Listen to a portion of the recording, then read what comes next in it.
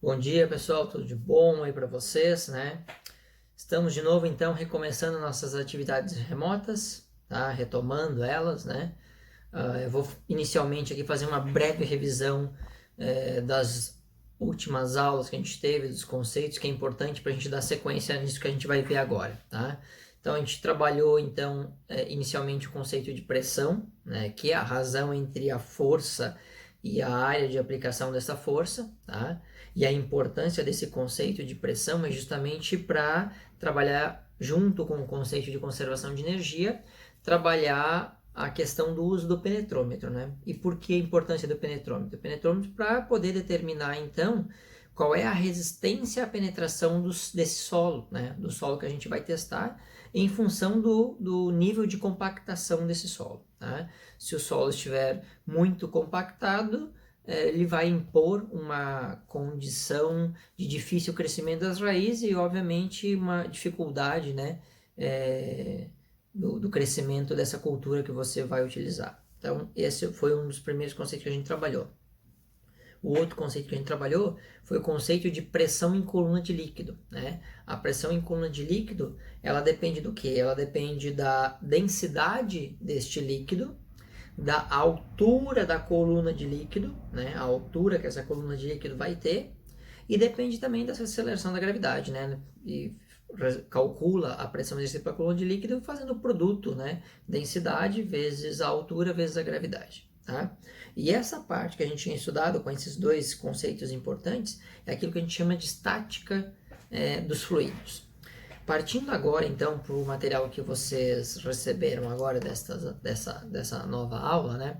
A gente vai trabalhar, então, vai partir agora para estudar a questão do conceito da dinâmica dos fluidos. Tá? Não mais a estática, mas agora a dinâmica. Qual é a diferença? A estática eram os fluidos que estavam em repouso, parados, né? Agora a gente começa a trabalhar então a questão da dinâmica, que é o movimento desses fluidos, né? Então a dinâmica é o ramo da física que vai estudar os fluidos em movimento, tá? O escoamento que chama, tá? E para isso é importante definir que os modelos matemáticos que se cria para esses estudos são os modelos que envolvem os fluidos ideais.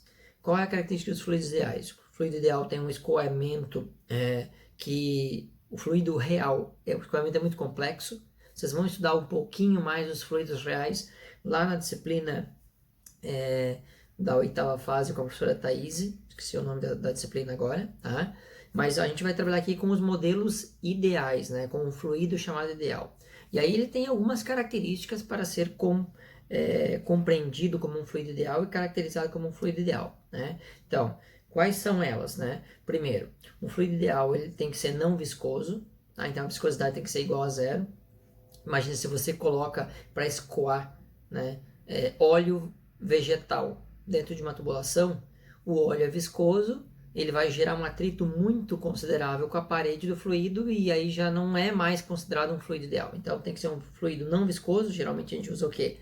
Né? Importante para vocês, e uma das coisas mais importantes, água. Tá? Então, fluido não viscoso, um fluido incompressível. Então, se você exerce uma grande pressão devido a uma altura de coluna de água muito grande, o fluido não pode comprimir. Se ele comprimir, ele perde muitas características, né?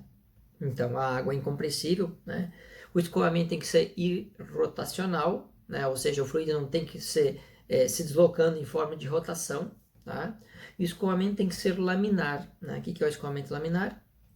As partículas do fluido tendem a percorrer trajetórias paralelas com velocidades constantes, ou seja, perto da parede, né, do tubo onde está escoando esse fluido, a velocidade de escoamento do fluido perto da parede tem que ser exatamente ou muito próximo da mesma velocidade no centro do tubo, onde o atrito com a parede do tubo vai ser menor. Tá? Então essas são as condições básicas de um modelo de um fluido ideal. Tá? Então vamos lá. Primeiro conceito importante que a gente vai estudar hoje, tá? Vazão. Então, o que acontece? A vazão vai representar o volume de fluido que escoa através de uma secção transversal de uma tubulação em um intervalo de tempo. Então, a vazão é quanto de volume de líquido passa por uma secção de um tubo, né, por intervalo de tempo, certo? Importante, muito importante, gente. É muito importante que a gente se atente para o quê? A questão das unidades. Tá? Então, o volume no sistema internacional, ele tem que ser dado em metros cúbicos, tá? O tempo tem que ser dado em segundos. Logo, a vazão vai ser dada em metros cúbicos por segundo. Isso para o engenheiro, para fazer o dimensionamento, para fazer os cálculos, dimensionamento de bomba, dimensionamento de custo, é importante essas unidades do sistema internacional. Quando você vai atender lá o produtor que vai, sei lá, pedir para você fazer um dimensionamento para um sistema de irrigação, dizer para ele metros cúbicos por segundo talvez não tenha muito sentido. Então, a gente vai ter que fazer também algumas transformações disso, porque para ele a unidade mais óbvia e clara de vazão não é o metro cúbico por segundo, é o litro por minuto, talvez. Né? Quantos litros por minuto a bomba vai bombear lá do reservatório de água? Então, tem que tomar cuidado com a questão das unidades, certo? Muito bem. Lembrando também que num duto reto, né, o volume de água que passa no duto pode ser calculado por o quê? O volume num cilindro reto é a área do cilindro multiplicado pelo comprimento dessa secção, né? Ou seja, do deslocamento de água. E essa parte é importante porque a gente vai usar logo na sequência. Olha o que diz ali então no slide seguinte, ó. Sabendo então que o líquido escoado pode ser expresso pelo produto volume, área vezes o deslocamento x, né? A gente pode determinar a vazão de outra forma. Então, você substitui lá o volume pelo produto área vezes deslocamento x. Então, a vazão vai ficar área vezes x dividido por ΔT, né?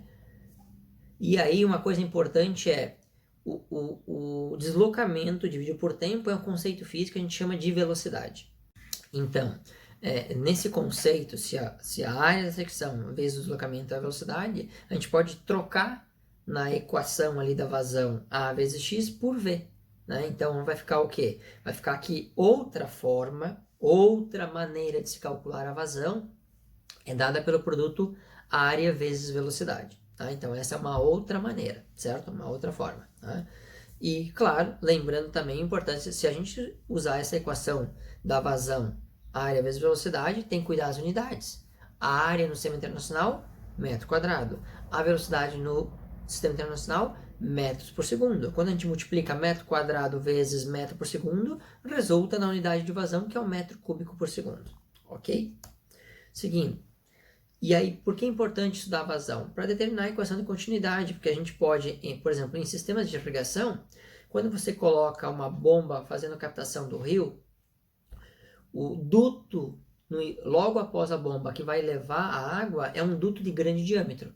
Só que lá perto da onde você quer distribuir essa água, talvez você tenha que fazer ramificações para distribuir em diversos pontos. Quando você faz uma ramificação, o duto da ramificação não vai ter o mesmo diâmetro do duto que bombeia lá do reservatório. Né? Então, você vai diminuir a área dos dutos, mas a quantidade de água que vai ser bombeada em todos os dutos vai ser a mesma quantidade que passa lá no duto inicial. Então, isso é a importância da equação da continuidade, né? A equação da continuidade, ela trabalha com o quê? Trabalha com a ideia de conservação de massa de líquido, tá? Ao longo do escoamento, certo?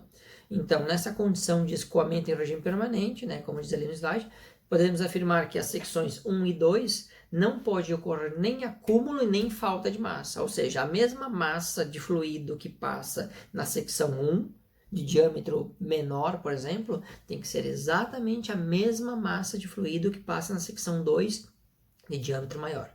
Então, se o diâmetro é menor e o volume de fluido tem que ser o mesmo, o comprimento de fluido naquele segmento tem que ser maior do que no outro, que você tem um diâmetro maior. Diâmetro maior aumenta, né, o diâmetro vai aumentar a área, então o comprimento pode ser menor. Que está ali expresso na figura que vocês veem ali, né? O produto, né? Velocidade 1 vezes o intervalo de tempo multiplicado pela área 1 dá, então, a vazão, né, no segmento 1, que é a mesma coisa, a mesma vazão que tem que ter lá no segmento 2.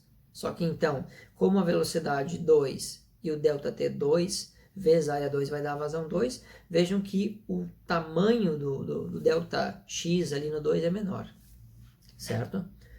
Sempre muito importante. Como o líquido é incompressível, que é uma condição dos líquidos ideais, não pode haver o quê?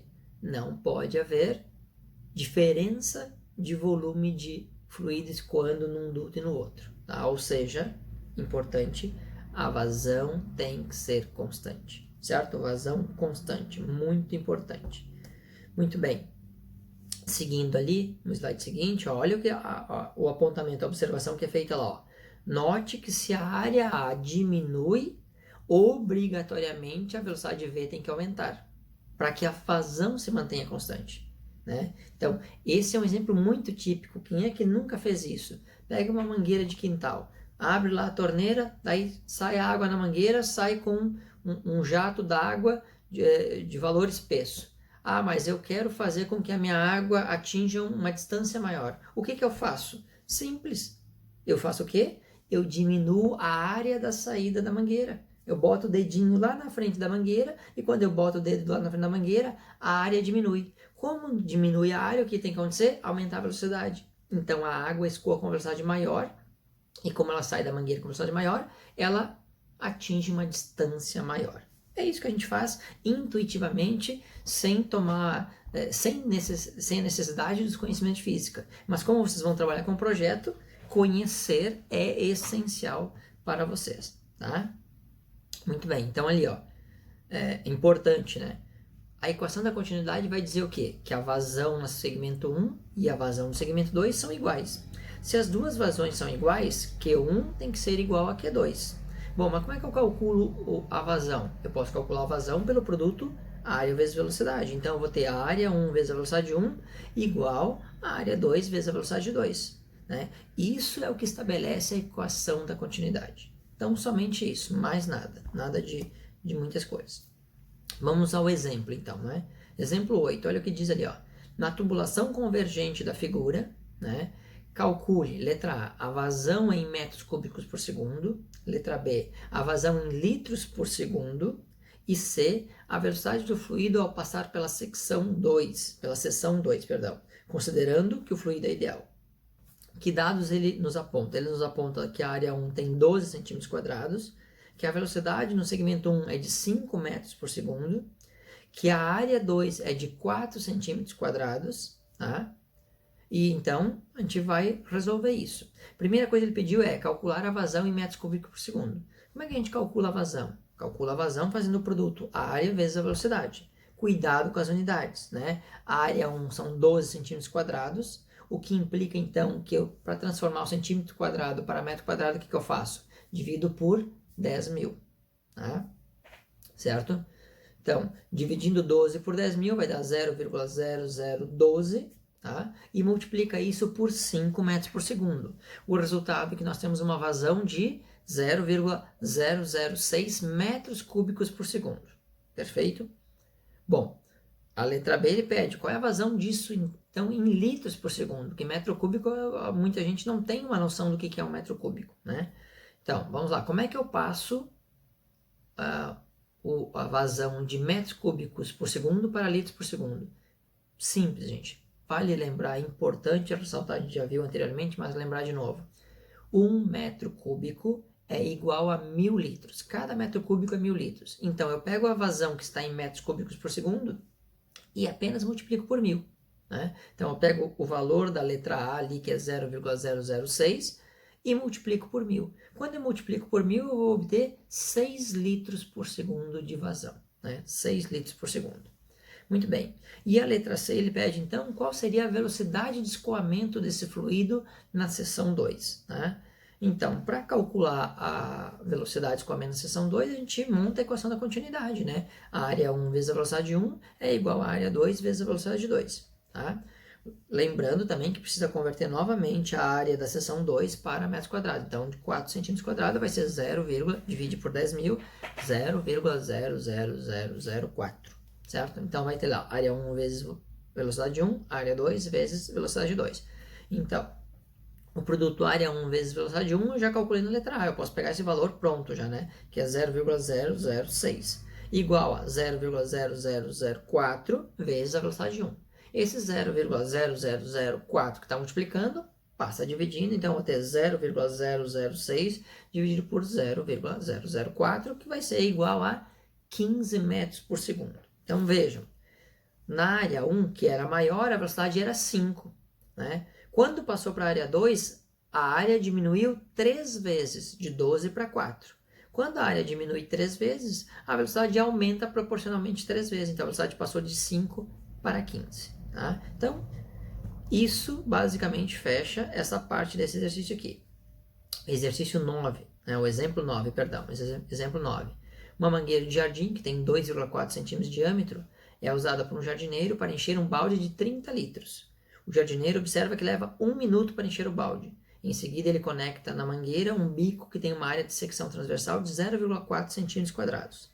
Então, determine, letra A, a vazão em centímetros cúbicos por segundo, a velocidade na mangueira, da água na mangueira, e a velocidade com que a água deixa o bico. Então, vamos lá. Primeiro, calculando a vazão em centímetros por segundo.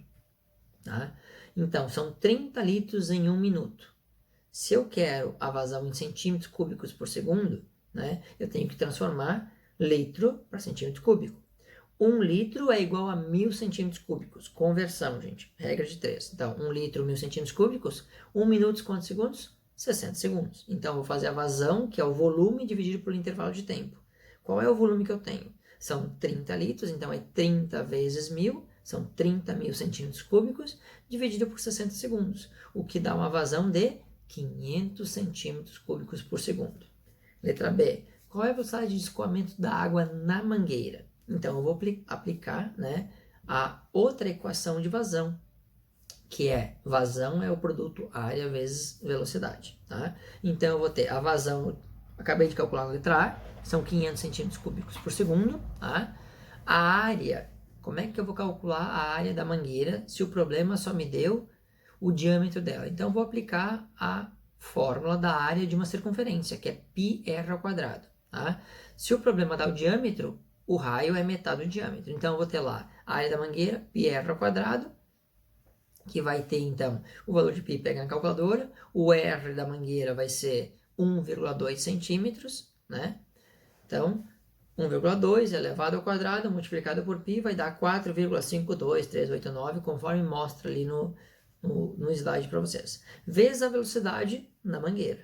Esse valor da área passa dividindo a vazão, então vai ficar 500 dividido por 4,52, aqueles peteleco ali, igual a velocidade 1, logo a velocidade 1 na mangueira é de 110,52 centímetros por segundo. Veja, centímetros por segundo, eu posso saber como é que eu posso transformar esses centímetros por segundo, né, para metros por segundo, que é a unidade de velocidade do sistema internacional. Como é que eu transformo um centímetro para metro? Divido por 100. Então, eu pego 110,52, divido por 100, e aproximadamente a minha velocidade na mangueira é de 1,1 metros por segundo. Beleza? E para finalizar, então, letra C, qual é a velocidade com que a água deixa o bico? Vejam, o bico é aquilo que eu falei antes lá, de botar o dedinho na frente da mangueira. Quando eu coloco um bico, eu diminuo a área. Ao diminuir a área, obrigatoriamente, para manter a vazão constante, a velocidade vai ter que aumentar.